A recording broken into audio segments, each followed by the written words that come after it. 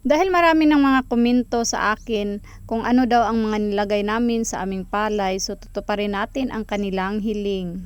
Dahil 41 days na ang aming palay, so ngayon mag-aabono kami mga kalabs at maaga kaming pupunta sa sakahan. At ang ilalagay namin dahil 41 days na nga ay urea o ito ay tinatawag din natin na nitrogen na ilalagay natin sa ating mga palay.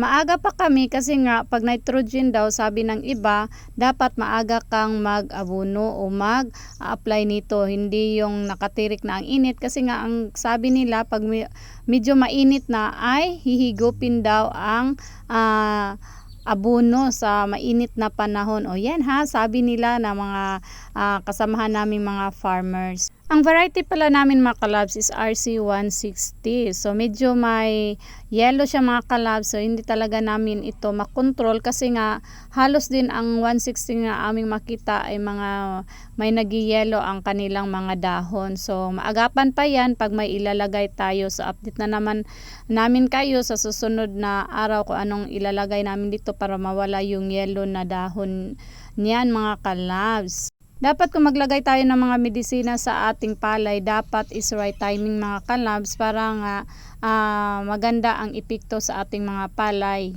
Kasi nga, tulad ng tao, kung late na natin silang pinapakain, edi magugutom sila. So, hindi maganda ang paglaki. So, ganyan din ang palay mga kalabs. So, dapat kung ilang days na sila, dapat yun din ang ilagay natin na mga medisina o mga abono. So, yan lang mga kalabs kong ka-farmer. Sana nakatulong ako sa inyo at salamat sa inyong pagpanood.